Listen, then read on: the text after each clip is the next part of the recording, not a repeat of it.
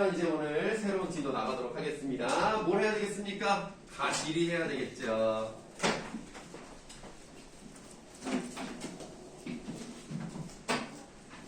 뒤로 갈수록 여러분들 숙제가 많지 않은 느낌일 거예요.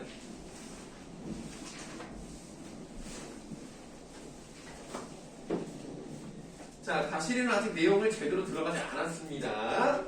저번에 이제 고려 가요에 대해서 선생님이 일반적인 설명을 좀 드린 적이 있습니다. 다시 한번 조금 복습하는 차원에서 말씀을 드리도록 할게요. 일단 고려 가요라고 하는 것은 말 그대로 고려 때 노래라고 생각하시면 되겠습니다. 그 중에서도 이 고려 때 노래에서도 가실이는 평민이 만들었을 것이다 라고 추측하는 노래라고 생각하시면 되겠습니다. 그때 선생님이 뭐라 그랬냐? 공식 같은 거 말씀드렸죠. 삼분호라고 말씀드렸습니다. 삼음보, 분연체, 후렴구. 자, 그렇다면 우리가 눈에 보이는 것부터 한번 시작을 해볼 건데요. 분연체라는 것은 눈에 잘 보이죠. 몇 개의 연으로 되어 있다? 4개의 연으로 나눠져 있다. 그걸 분연체 또는 나눠져 있다고 해서 분절체라고 합니다. 같은 말이에요.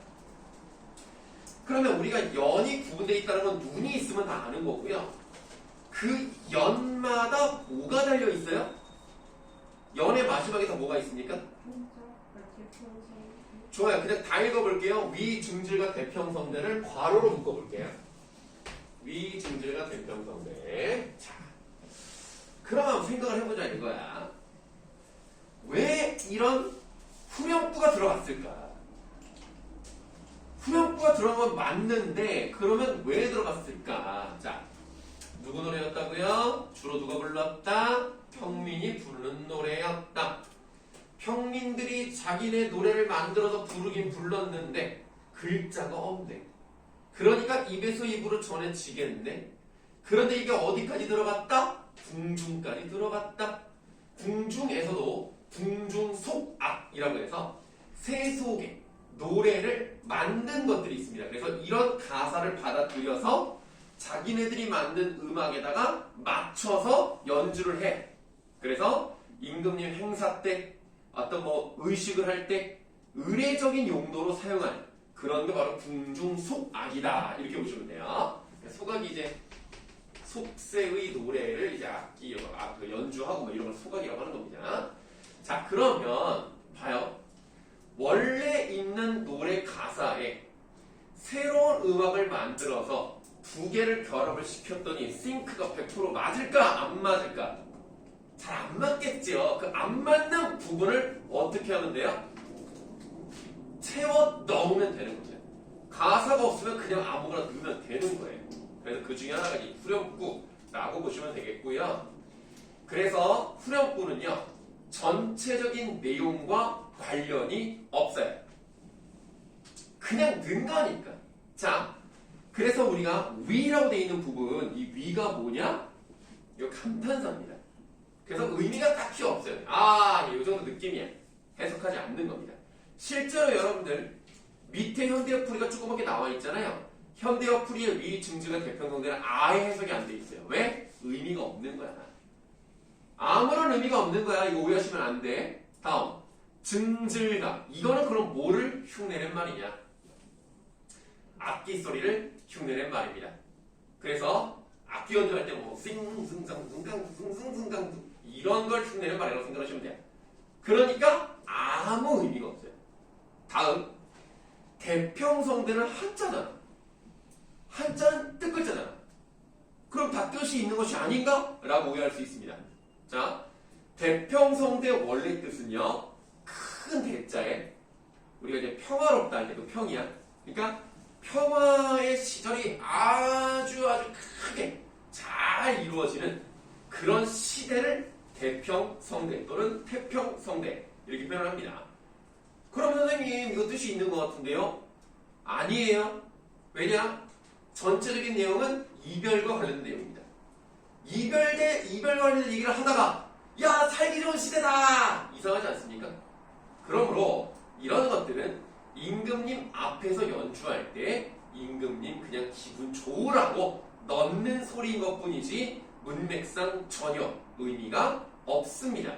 그래서 이 괄호친 부분은 후렴구고요. 후렴구는 어떤 의미도 없다. 이거 반드시 기억하셔야 되겠습니다.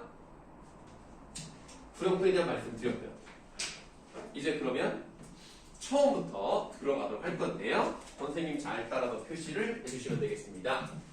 가시리 다음에 끊어주세요. 또 가시리 나왔죠?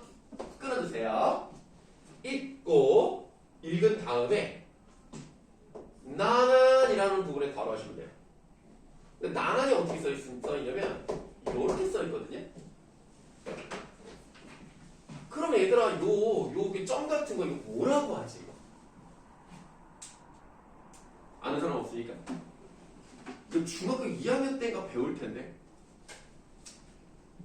너희들 혹시 크래커 중에서 이 크래커 알아요?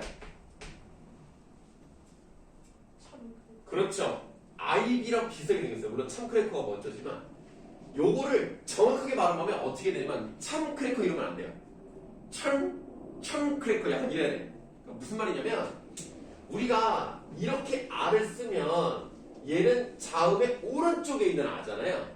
근데 얘는 아와 유사한 발음이 나지만 자음의 아래에 있단 말이야. 그래서 얘네들을 아래에 있으면서 아와 유사한 발음이 나기 때문에 아래 아라고 하는 겁니다.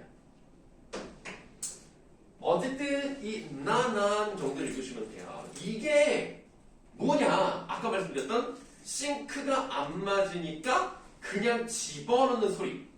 쓸 때는 없지만 남는 소리를 집어넣는 거죠. 그래서 얘를 뭐라고 하냐면 여음이라고 하는 겁니다. 여음. 그래서 넓은 의미에서 여음구와 후렴구는 어쨌든 의미가 없어요. 아무 의미가 없어. 그래서 어떤 느낌으로 보셔야 되느냐? 원래 이건 이제 노래가 전해지진 않습니다. 그냥 아무렇게나 불러볼게요. 가시리고 나나 바리고 가시리고 나나 요런 느낌으로 보시면 돼요. 아무런 의미가 없습니다. 아시겠죠? 자, 여음구는 의미가 없다. 그러면 사손을 두 번을 걷기 때문에 어떻게 읽어요? 가시리 읽고 이렇게 읽지 않습니까? 그러니까 뭐야? 세 번 들어서 읽는 사문구예요. 글자 수가 어떻게 돼요? 세 글자, 두 글자가 반복되는 3, 3, 2조라고 표현을 합니다. 기억이 나실지 모르겠는데 진달래꽃은 글자 수가 어떻게 반복됐더라? 생각이 안 나면 오른쪽 페이지를 보시면 진달래꽃이 나와 있다. 자, 이거 어떻게 끊어져 읽었더라? 몇 글자씩 끊어져 읽었더라? 그렇게 하면 안 된다 그랬죠. 그거 아니라고 했잖아 그때. 3, 4, 5, 4, 3, 5 이렇게 하지 말라 그랬어. 어떻게 하라 그랬어? 퉁쳐서 7호조라 그래. 7호조. 가시리는 3, 3, 2조고 진달래꽃은 7글자, 5글자 반복되는 7호조란 말이야. 그러면 글자 수는 다르게 나가지만 비슷하게 나가는 건 뭐야? 사문. 가시리도 사문보, 진달래꽃 사문. 오케이? 근데 뭐가 먼저 나왔다? 가시리가 훨씬 먼저 나왔다. 그렇게 따지면 가시리와 같은 사문보를 진달래꽃 같은 현대시가 계승했다. 이렇게 말하는 거예요. 자, 세 글자, 두 글자 반복되는 것과 세 번 끌어서 읽는 운율 형성 방식 두 가지가 나와 있었어요. 자, 그러면 여러분 지금 필기하고 있는 거 말고 좀 안 해도 되긴 하는데 다른 색깔이 있으면 다른 색깔로 한번 표시를 해볼 건데 안 해도 돼. 다른 색깔 안 해도 돼. 자, 하고 싶은 사람 해. 현대풀이를 보시면은 가시렵니까가 두 번 나왔어요. 그렇다는 것은 가시리라고 하는 부분과 가시리 있고라고 하는 부분이 똑같은 거죠. 그러니까 가시리라고 하는 부분은 가시리 있고의 줄임말이에요. 자, 그러면 우리는 먼저 가시리를 A로 치환을 해보겠습니다. 자, 여기 가시리잖아요. 여기를 A로 치환을 했어요. 그럼 당연히 가시리 있고라는 부분도 A로 가야 되겠죠. 근데 바리고란 말이 나왔어. 바리고는 가시리랑 느낌이 다르잖아. 얘는 뜻이 달라. 얘는 B야. 가시리 있고가 A야. 그 이런 것들을 뭐라 그러냐? A, A, B, A 구조라는 말을 씁니다. AA, BA 구조는 무엇을 할 수 있나? 운율을 형성한다. 요 정도 알아두시면 좋습니다. 자유특정.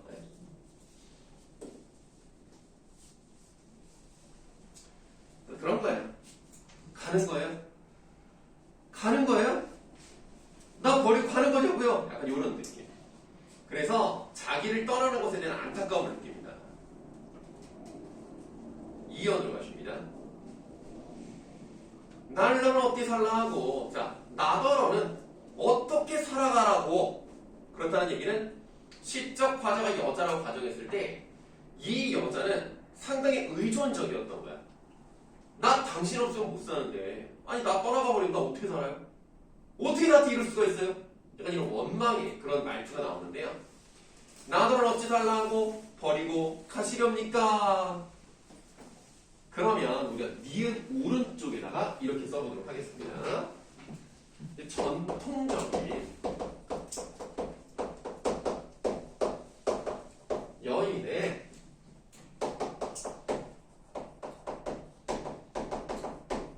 수동적인 태도가 나타나 있다.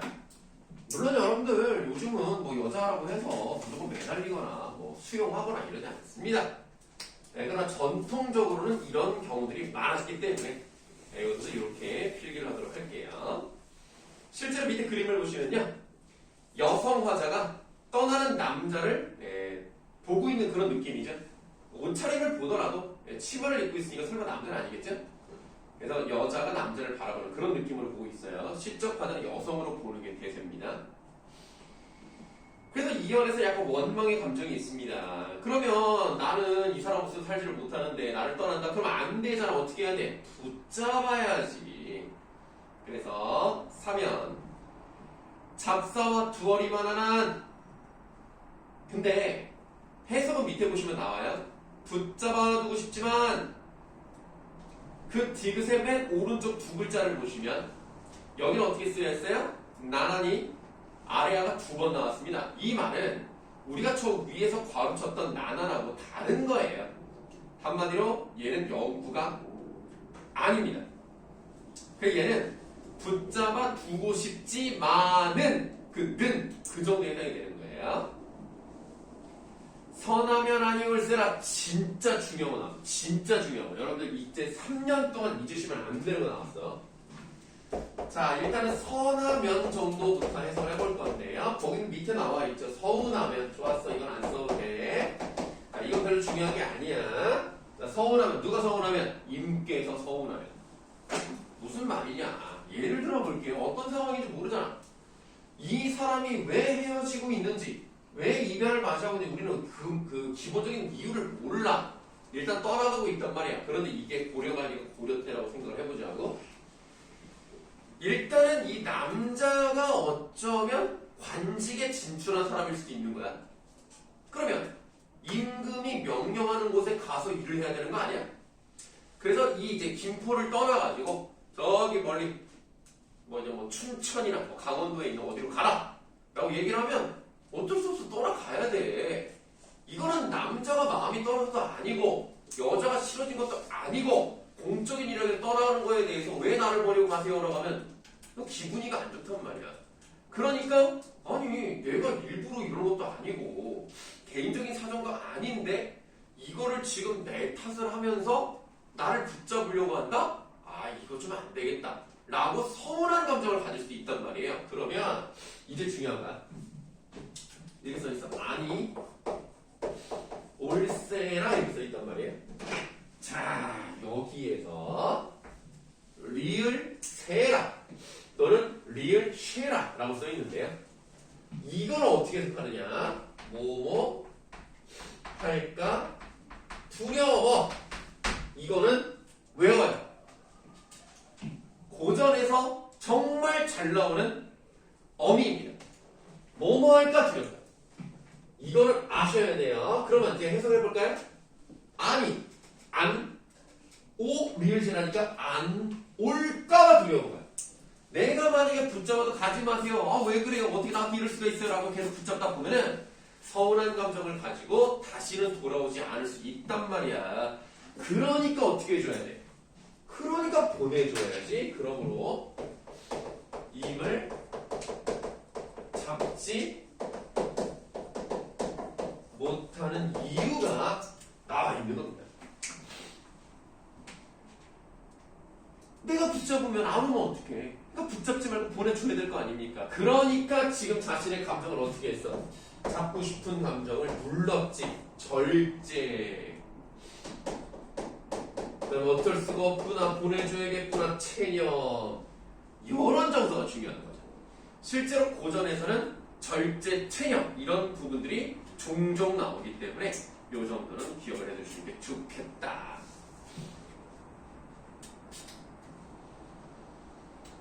그러면 3연까지 마무리했고요. 4연 가실 건데 고려 가요도 누가 만들었는지 지금 모르겠고 그렇다는 얘기는 언제 만들어졌는지는 모른다. 그냥 고려 때 만들어졌다. 그리고 나중에 기록이 되었다. 그렇기 때문에 정확한 연도는 모른단 말이에요. 어쨌든 이 고려가 그 서기 900년대에 건국이 됐기 때문에 지금으로 따지면 1000년도 넘었어요. 되게 오래됐어요. 그냥 고려가 500년 정도, 조선이 500년 정도 저번에 말했죠. 그러니까 그것만 해도 1000년이야. 그러니까 진짜 옛날 노래지. 짧게 잡아도 한 600년 정도 되는 거예요. 그러면 이 전에 말들을 우리가 다 정확하게 해석할 수가 없기 때문에 혈원님이라는 부분에 밑줄 좀 하시고요. 이걸 두 가지로 해석을 합니다. 1번 이별을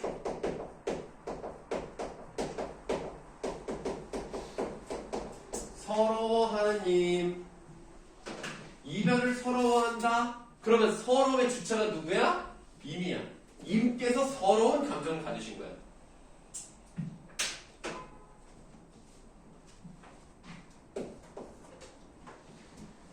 근데 2번 어떻게 해석할 수 있느냐? 바다를 서럽게 하는 임. 이렇게 해석을 하면 서러움의 감정을 갖는 건 누구야? 나지. 이렇게 두 가지로 해석이 가능합니다. 마이크를 좀 써볼까요? 열심히 수업을 하다 보니까 목에 조금씩 무리가 오는 것 같네. 오늘도 선생님은 7시 50분에 일어나서 와, 왜 이렇게 일어나기 힘드냐? 7시 50분에 일어나서 열심히 준비를 하고 10시부터 수업을 하기 시작했지. 7시 50분보다 더 빨리 일어나는 사람 있으면 손 들어봐. 없어? 다들 더 늦게 일어나는 거야. 나는 혹시라도 있을까 물어봤는데 그럼 내가 1등이네. 내가 제일 피곤하겠네 그럼.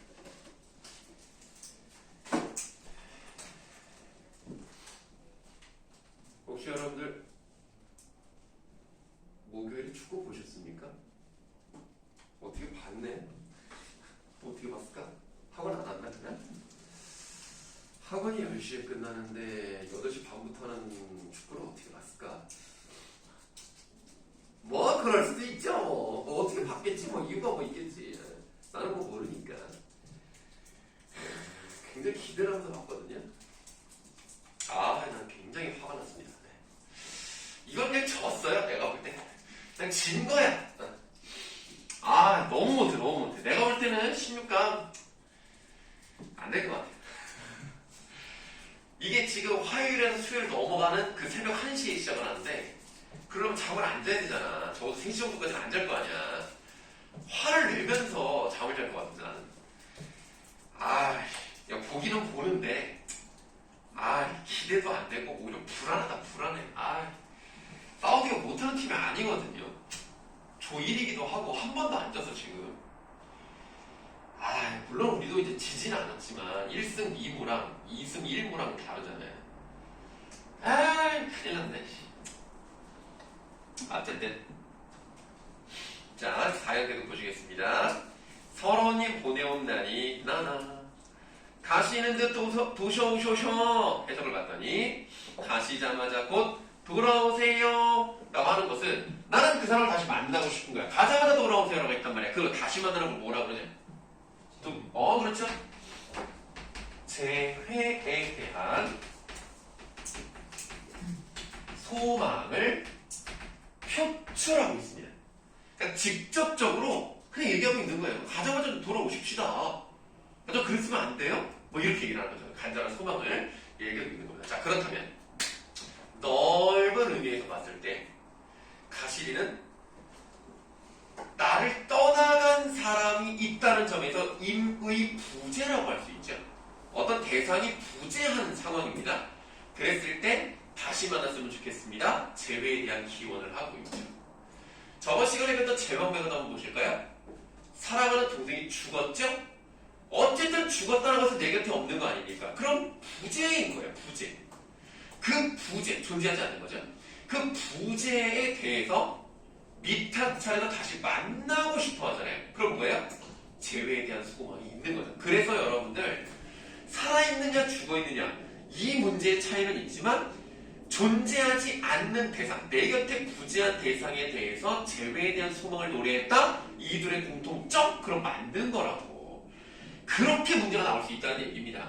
현대식만 묶는 것도 아니고 고전만 묶는 것도 아니고 고전과 현대식을 적절히 묶을 수도 있다는 점 항상 우리는 생각을 하셔야 되겠고 어쨌든 어떻게든 이 말을 막 이렇게 짜 맞추는 그런 경우가 있단 말이죠. 그래서 우리는 그런 연습을 많이 하셔야 됩니다. 내신도 물론 그렇습니다. 요즘 선생님들이 많이 그러니까 뭐 나쁜 의미는 아니에요. 많이 야가지셨어. 그래서 교과서에서만 되지 않아요. 절대로 안 그런다고. 네, 그러니까 좀 이런저런 많은 공부를 하시고 연결시킨 연습을 언제나 열심히 해야 된다. 이것이 우리가 선언할 길이다. 3월 모의고사 하는 뭐 내신은 아니지만 좀 잘 봐놔야 내가 어느 정도 수준이라는 걸 알 수가 있어요. 여러분들 거기에 전국 성적 퍼센트 나옵니다. 그럼 내가 전국에서 몇 퍼센트 정도일까? 뭐 많이 바라지 않습니다. 그냥 만약에 지금 여러분들 수험생이 몇 명이 정확히 모르겠지만 뭐 40만 명이라고 해보자. 그럼 4%면 몇 명이에요? 왜 빨리 대답이 안 나와? 40만 명에 4%면 몇 명이야? 16,000명이죠? 어렵지 않아요. 16,000명 안에만 들어가면 1등급이에요. 와. 아니, 너무 쉽지 않아요? 16,000명 안에만 들어가면 돼. 아니, 전국에 16,000명 뭐, 이게 어렵나? 아, 좋아. 어려울 수 있지. 자, 그러면 2등급이면 몇 퍼센트 안에 들어가야 돼요? 11%. 11%. 그러니까 얼마야? 40만 명이 나오면 44,000명 아닙니까? 그 안에 들어가면 2등급입니다. 44,000명만 챙기면 돼요. 요 정도는 할 수 있지 않습니까? 아니, 내가 한두 명을 여러분, 전국 1등을 하는 얘기가 아니야. 44,000명만 제끼면 된다니까. 제낀다는 건 말은 좀 이상하죠. 그 안에만 들어가면 돼요. 알았어. 그럼 3등은 몇 퍼센트야? 22%까지야. 자, 그럼 이제 몇 명입니까? 88,000명 안에만 들어가면 된다니까? 이 정도는 좀 해볼만 하지 않아요? 네. 88,000명. 아시겠죠? 우리 연습하고 있잖아요. 네. 잘할 수 있습니다. 네. 그래서 여러분들이 이제 몇 퍼센트가 나오면 대충 요 성적으로. 그러니까 물론 지금 성적은 최종 성적이 아니기 때문에 이걸로 바로 대학 가는 건 아니지만 만약에 지금 당장 내가 이 상태로 계속 공부를 한다. 이 상태에서 멈춰져 있다. 그러면 어쨌든 내가 어느 정도를 가는지를 가늠해 볼 수가 있는 거죠. 물론 여러분들 다른 애들은 공부 안 합니까? 공부하죠? 그러니까 여러분들 그거를 계속 유지만 하면 안 되고 계속 좀 올라갈 수 있도록 좀 열심히 하셔야 되겠습니다. 말이 쉽죠, 그렇죠? 말이 쉽지. 자, 가시리 했으니까 여기 숙제 나가는 거고요. 자, 34쪽에 시조로 가시겠습니다. 아, 칠판 필기가 알록달록하고 예쁘네요. 빨간색까지 썼으면 더 예뻤을 텐데. 지우기가 아깝네. 아, 내 자식들 같은. 내 필기. 잘 가. 내가 그 얘기 했죠? 모든 물건에는 다 물격이 있다. 아, 그러고 보니까 그게 또 똑같이 앉았어. 나 좀 서로 좀 앉아주고 좀 그래. 얼마나 외롭겠니? 빨간색이 있긴 너무 깊숙이. 그래. 한 번쯤 이렇게 투닥투닥 좀 해주고. 아이고, 추운데 고생했다. 막 이러면서.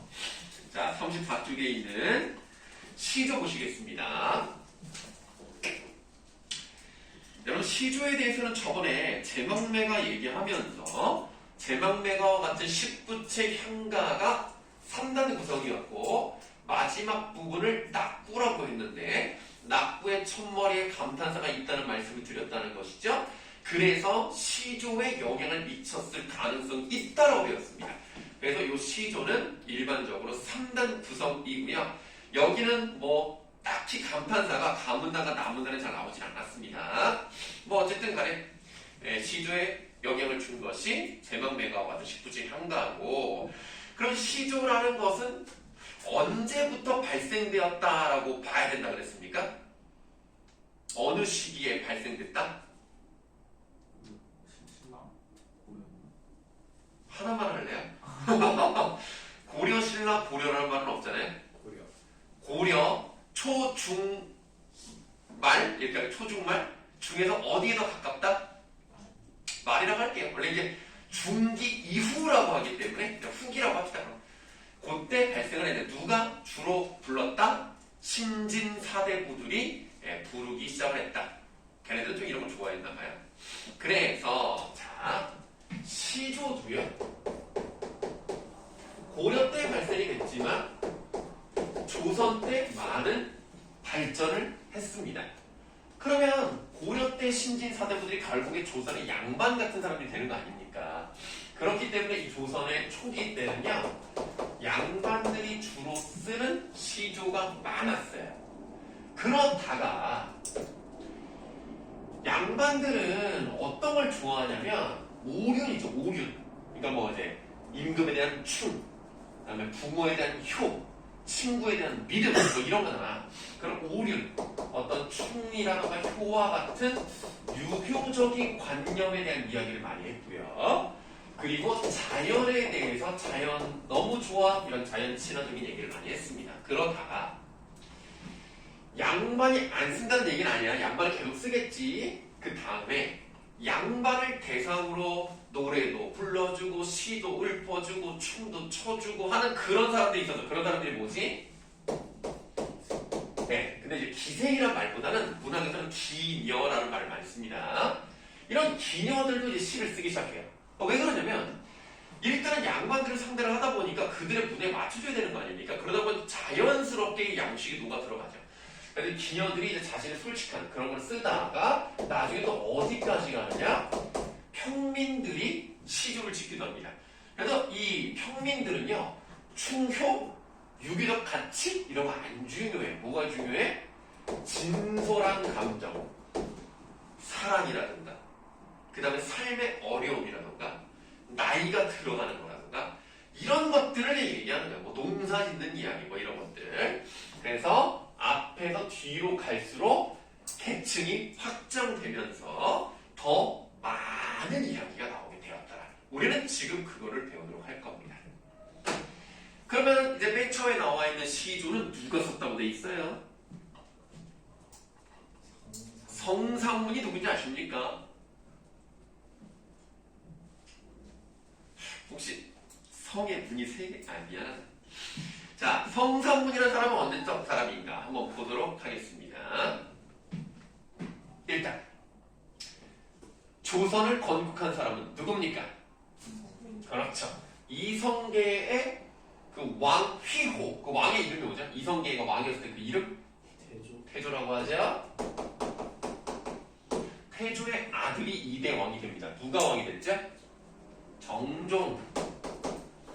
정종은 사실 뭐 왕이라고 보기 좀 어려워. 그냥 3대 왕이 정종의 형제였던 누굽니까? 이방원은 뭐라고 했죠? 태종. 태종의 아들 중에서 누가 왕이 됐죠? 세종이 왕이 됩니다. 우리가 이제 알고 있는 세종대왕님이시죠? 세종의 아들 누가 왕이 됩니까? 문종. 문종의 아들 단종. 그런데 단종은 어려서 왕이 됐어요. 문종이 왕이 된 지 몇 년 안 돼서 죽었어. 애가 어린 채로 왕이 됩니다. 그래서 얘는 애가 없어. 그런데 이거 보니까 얘가 나이가 어려? 얘 한번 어떻게든 잘 해가지고 내가 한번 왕이 되겠다고 생각하지. 사람이 누구였습니까? 수양대군이죠. 그 수양대군이 결국 자신의 목적을 달성해서 왕이 됩니다. 그 왕의 필요가 뭡니까? 세조입니다. 네, 요렇게 우리가 봤다는 거예요. 그러니까 단종은 참 불쌍해. 단종 입장에서 수양대군은 뭐라고 부르는 사람이야? 단종이 수양대군을 뭐라고 불러? 친척으로 따지면 작은 아버지라고 하죠. 네? 뭐라고 서이라? 네? 그러니까 결혼하기 전에는 삼촌이고 결혼하고 나서는 작은 아버지라고 하는 거죠. 어쨌든 단종은 자기 작은 아버지에게 왕위도 밀려나고 결국은 강원도 영월까지 가서 죽죠. 사약 먹고 죽어요. 얘들아, 사약의 사자가 무슨 사자인지 알아? 죽을 사자로 생각하는 사람이 너무 많습니다. 사약을 먹고 바로 죽는 게 아니에요, 여러분들. 사약은 몸에 좋은 걸로만 구성되어 있어요. 진짜. 그래서 거기 사자는 줄 사자예요. 임금께서 직접 하사하시는, 직접 내려주시는 약. 그래서 사약이에요. 죽을 사자 아닙니다. 근데 그걸 먹고 왜 죽냐면 그거를 먹으면 혈액순환이 되기를 해요. 몸이 막 끌어올라. 그래서 가서나. 그리고 아궁이 막 부를 때. 그래서 죽게 만드는 거예요. 그렇게 죽네요. 여러분들 뭐 들어보거나 이런 거 이거는 에바이. 그거 그렇게 안 죽어. 배불러서 죽는 거지 그렇게 먹는 거면. 그거 아니야. 일반적으로 그게 죽는 경우는 없고요. 그냥 너무 많이 먹어. 그래서 몇 그릇씩 먹는 사람도 있어. 안 죽어서. 배 터질 때까지 먹는 거야. 자, 그러면 단종이란 이 왕을 다시 원래대로 복위, 다시 왕의 자리를 갖게 하려고 애썼던 사람들이 있습니다. 그 중에 한 사람이 성삼문이에요. 성삼문은 끝까지 단종을 왕으로 섬기려고 하다가 결국 죽임을 당하죠. 성삼문을 비롯해서 죽임을 당한 6명의 신하들을 뭐라고 합니까? 사육신. 살아남은 6명의 신하를 생육신. 그 중에 성삼문은 사육신이었어요. 그러니까 이 사람의 시절을 보시면요, 단종에 대한 어떤 충성심이 대단한 사람이다. 그리고 이 왕을 끝까지 섬기겠다는 의지가 대단하고 지조와 절개가 있던 사람이다. 이렇게 볼 수가 있거든요. 그럼 이제 이 사람이 쓴 시를 보도록 하겠습니다. 이 몸이 죽어가서 무엇이 될고 하니. 그쵸? 사원 보러 가잖아. 이 몸이 죽어가서 무엇이 될고 하니. 사원 보러 하니까 시대로 무조건 사원 보야. 그럼 나는 이제 죽어서 뭐가 되고 싶으냐. 복례산 제1공예라고 돼 있어요. 복례산은요, 실제로 여러분이 네이버 지도를 찾아보시면 우리나라에도 있고요, 중국에도 있습니다. 그러나 여기서는 실제 존재하는 산을 말하는 게 아닙니다. 전설 속의 산이에요. 그래서 얘는 아주 높아요. 정말 높고요. 그 복례산에서도 제1봉, 그러니까 가장 높은 봉우리가 되겠죠. 거기서 뭐가 되고 싶으냐, 내가 되고 싶은 걸 얘기를 하기 때문에 얘는 나한테 좋은 거 아니야? 낙락장성 동그라미 하세요. 낙락장성 상당히 중요한 그런 소재입니다. 앞으로도 계속 많이 나올 거예요. 좀 싸늘한 것 같네. 자, 한자 뜻을 보도록 하겠습니다. 낙락. 있지 않을까? 이 락자가 무슨 락자야? 낙락. 자, 낙락이 뭐야? 락자가 무슨 락자야? 떨어질 락자야. 떨어지고 떨어져. 장은 무슨 장자야? 길다 장자야. 송은 소나무야. 그러면 그대로 해석하면 떨어지고 떨어지는 긴 소나무. 이게 뭔 소리냐 이겁니다. 밑에 써있죠. 가지가 길게 축축 늘어진 키가 큰 소나무란 말이야. 소나무가 위로 쭉쭉 뻗다 보면은 아무래도 옆으로도 가지를 쭉쭉 뻗게 돼 있단 말이야. 그러다 보면은 무게가 무거워서 밑으로 처질 정도로 크단 말이야. 이게 낙락장성이란 말이야. 한마디로 소나무의 대마왕이야. 자, 그럼 우리가 소나무의 특성을 생각해 봐야 되겠지? 소나무는 어때요? 물론 그렇습니다. 물론 치였습니다. 다른 거? 뭐라고요? 휘어져 있어요.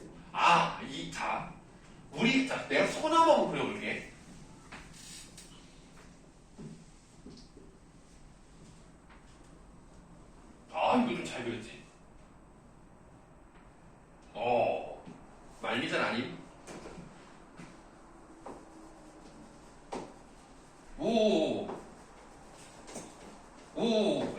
못하지. 말미잘이 응원하는 거 아님? 자, 소나무는 우리가 어떻게 생각하냐면 이렇게 휘어있는 걸 많이 생각합니다. 그러나 저 소나무는요, 우리나라 전통 소나무가 아니에요. 우리나라 전통 소나무는요, 상당히 곧게 뻗어 있습니다. 금강 소나무 아세요? 쭉쭉 뻗어 되게 높아요. 휘어지지 않습니다. 그래서 우리가 말하는 낙낙장성은 이런 소나무라기보다는 이런 소나무에 가까운 건데요. 그러면 얘는 변하지 않아요. 소나무는 겨울에도 푸릇푸릇합니다. 그러므로 겨울이라는 추운 시절이 있다는 것은 시련과 어려움이 있을지라도 나는 내 모습을 변하지 않겠다. 이런 것과 관련되어 있기 때문에 이 낙낙장성은 뭐를 상징한다? 지조와 절개를 상징한단 말이야. 그런데 소나무 자체가 지조와 절개를 상징하는 게 맞는데 그 소나무 중에서도 제일 큰 소나무야. 지조와 절개 대박. 이게 바로 낙낙장성이란 말이야. 그래서 백설이 만건곤할제. 자, 좀 한자가 많이 나오니까 혹시 만자가 무슨 만자인지 아는 사람?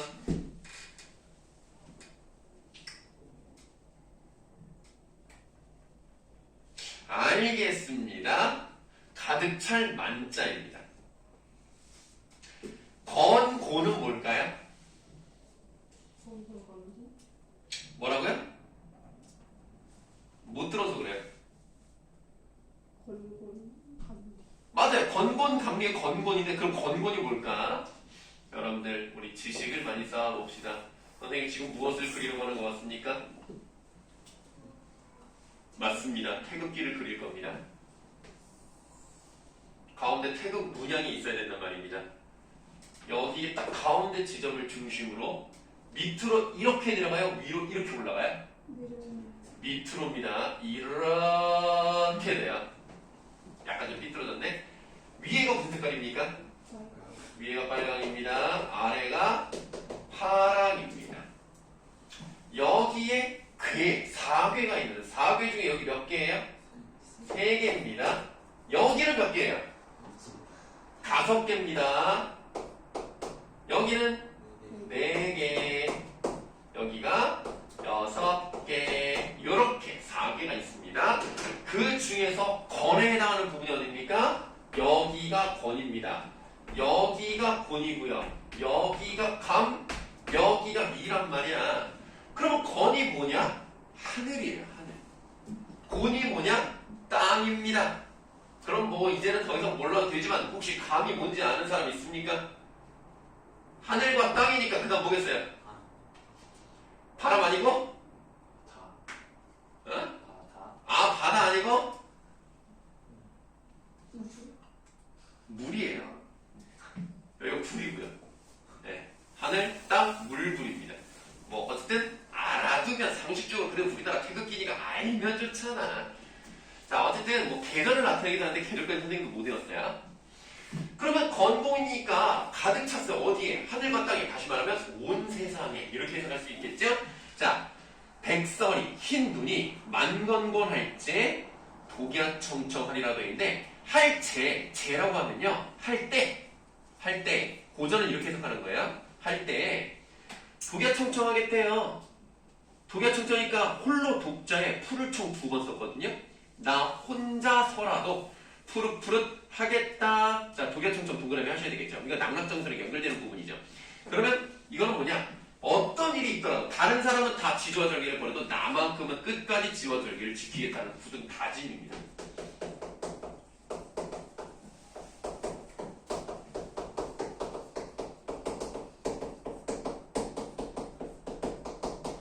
그럼 이런 다짐을 가지고 있다는 얘기는 백설이 좋은 거라는 거야? 나쁜 거라는 거야?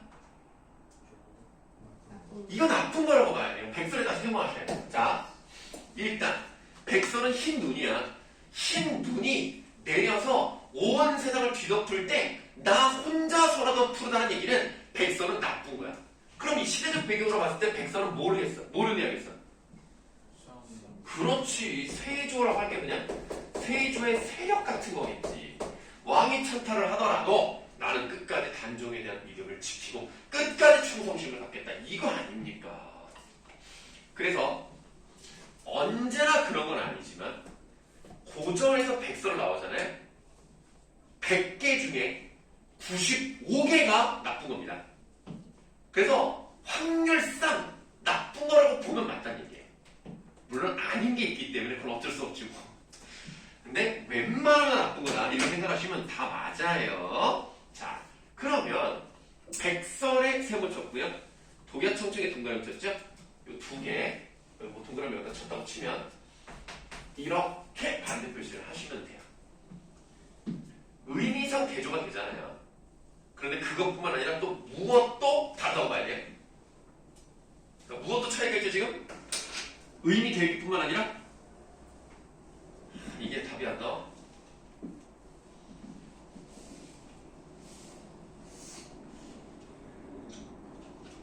눈이랑 독야청청이니까 뭐가 다르지 않아? 아 계절 말고 색채 대비가 이렇게 보이죠. 이런 것들도 문제 잘 나와요. 의미 대비뿐만 아니라 색채 대비. 자, 색채는요 대조란 말을 쓰지 않아요. 왜냐하면 보색 관계를 우리가 외우고 다니지 않잖아요. 다만 얘랑은 의미도 다를 뿐더러 색깔이 다르죠? 그러면 대비라고 하는 겁니다.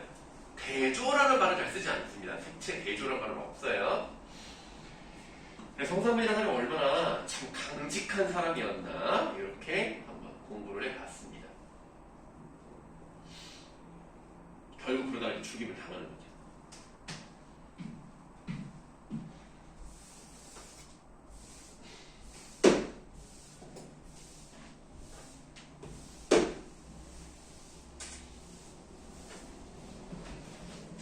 자, 그러면은 이제 두 번째 시조 보도록 할게요. 두 번째 시조는 황진이 시조입니다. 황진이는 정말 유명한 기녀였어요. 언제 태어났는지, 언제 죽었는지 기록도 제대로 남아있지 않는 그런 어떤 신묘한 여인이었습니다.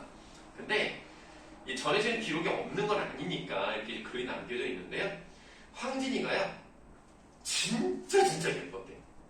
엄청 예뻐서 유혹하려고 마음만 먹으면 다 넘어온다는 거야. 심지어 스님도 넘어가요. 그래서 스님도 넘어가 버려가지고 절에서 쫓겨납니다. 아니, 대단한 여자라니까 진짜. 그리고 이런 소문이 도니까 옛날에 이은원이라고 하는 사람이 있는데 그 사람의 호가 청산리예요. 아니 잘못 얘기했다. 저기 벽계수예요. 그래서 이 사람이 그런 거야. 황진이가 날고 긴다 해서 나까지는 유혹 못할걸? 이 얘기를 황진이가 들었어. 약간 자존심 건드리네. 한번 해보자 해가지고 일단 초청을 합니다. 어디로 와주세요. 그래서 이제 혼자서 말을 타고 숲길을 가는데 저 멀리서 선녀 하나 딱 있는 거야. 저게 뭐야? 하면서 시조를 이제 황진이가 부릅니다. 청산리 벽계수야 수의감을 전하고마라. 일도 창해하면 돌아오지 못하나니. 막 이렇게 막 시조를 불러요.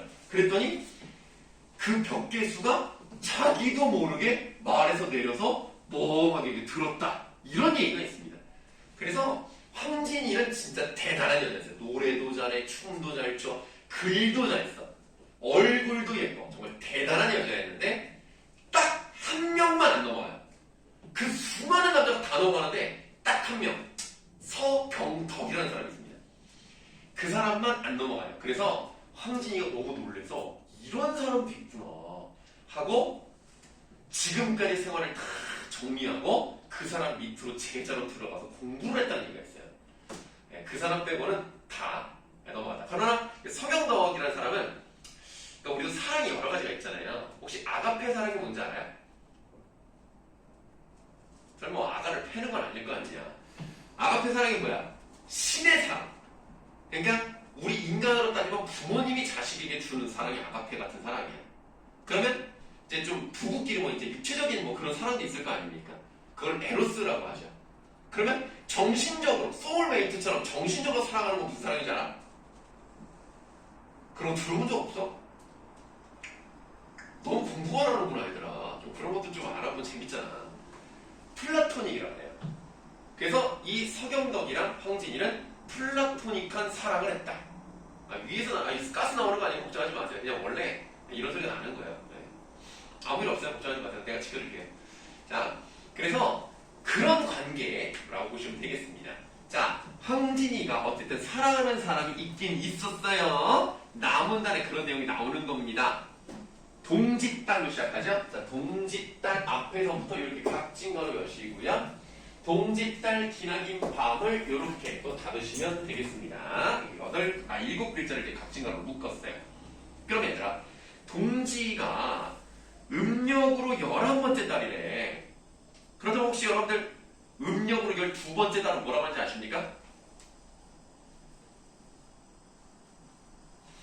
아니, 몰라서 얘기를 안 하는 거야. 근데 귀찮아서 얘기를 안 하는 거야. 혹시 뭐 여러분들 동지, 섰달 이런 말 못 들어봤어요?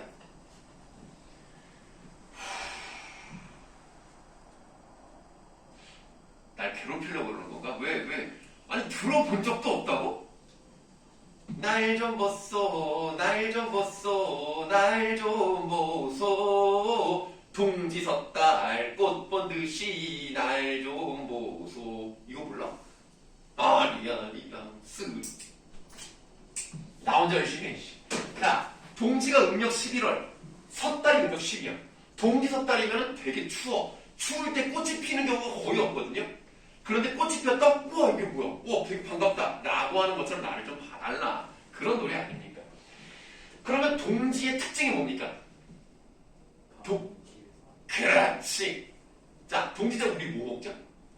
그렇죠. 물론 팥죽을 잘 안 드시는 세대가 좀 늘었어요. 나도 그렇게 좋아하진 않습니다만. 하여튼 동지대 팥죽을 먹고 동지는 밤이 제일 길어요. 그럼 동지의 반대가 언제죠? 낮이 제일 긴 건 언제죠? 아니 여름이라고 하면 안 되지. 아니 그러니까 동지라는 그거에 반대되는 절기가 있을 거 아닙니까? 동지의 동이 겨울동이니까 하지잖아. 동지가 밤이 제일 길고 하지가 낮이 제일 길어. 그때 진짜 뭐 8시 반까지 뭐 박잖아. 자, 동짓달 기나긴 밤이야. 사랑하는 사람이 내 곁에 없다고. 임의 부지가 이것도 똑같아. 사랑하는 사람이 없는 밤이 얼마나 외롭냐. 그렇기 때문에 이 동짓달 기나긴 밤이라는 건 어떤 시간이다? 상당히 부정적인 시간이다. 왜? 이미 부재하니까.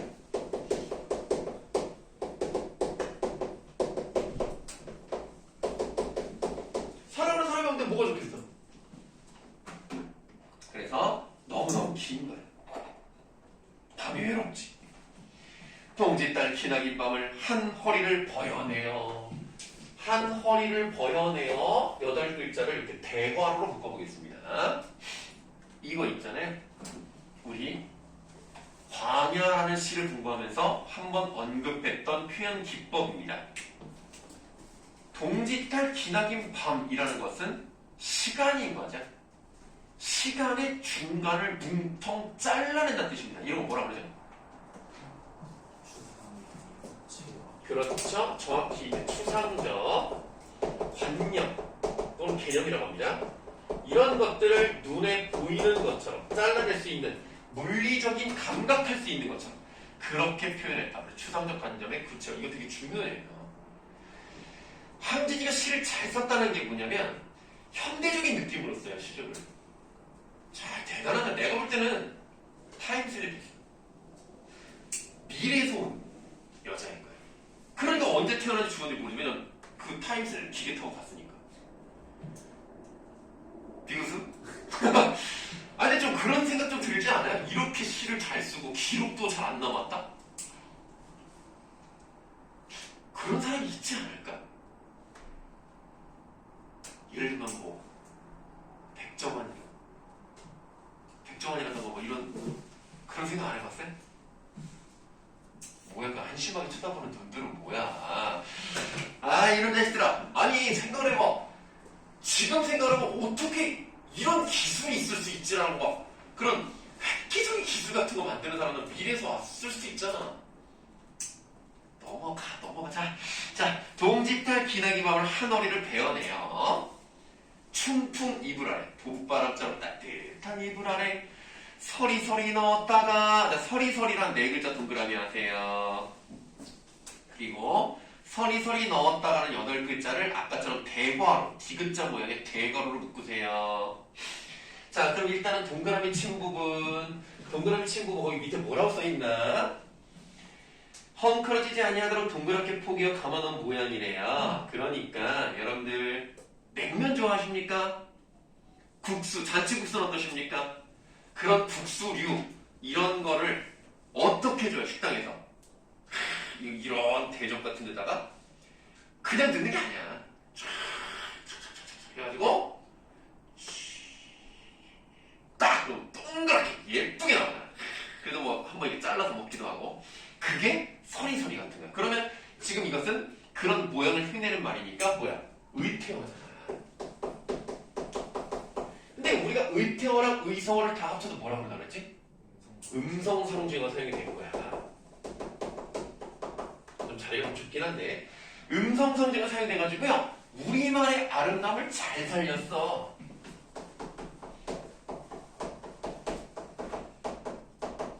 참 시를 잘 써.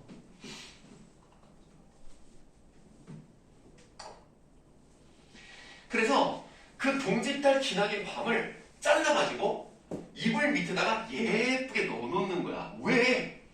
이유가 있을 거 아니야. 어른님, 사랑하는 사람이야. 사랑하는 사람이 오신 날 밤이야든 어떻게 한대요? 구비구비 펴리라. 구비구비 동그라미. 구비구비 펴리라. 7글자 대괄호. 대괄호 친 부분은 전부 다 추상적인 관념을 시각화한 거, 아니 저기 그 구체화한 거고요. 동그라미 친 부분은 둘 다 음성상징어야. 우리말의 아름다움을 잘 살렸어. 그래서 의미가 그런 거 아닙니까? 지금 나는 너무나 외로운 거예요. 지금은 밤에 TV라도 보고 핸드폰이라도 하고 음악이라도 듣지 옛날에 그런 게 없잖아. 얼마나 외롭습니까? 그러니까 그 시간을 자른다고 생각을 해. 그리고 그럼 자르는 순간 일단 시간은 빨리 갈 거 아닙니까? 그러다가 그거를 나중에 쭉쭉 펴. 첫 페이지로 쫙쭉 펴서 밤을 길게 만들면 사랑하는 사람과 오랫동안 밤을 보낼 수 있잖아. 얼마나 좋아. 아우 밤에 뭐 하려고. 자, 그래서 그렇게 내가 즐거운 시간을 보내고 싶다. 뭐 이런 얘기 아닙니까? 이게 되게 기가 막힌 표현이다. 이렇게 생각하시면 되겠습니다. 자, 여러분들 계속 뭐 언제 쉬나 이렇게 생각하고 있을 텐데요.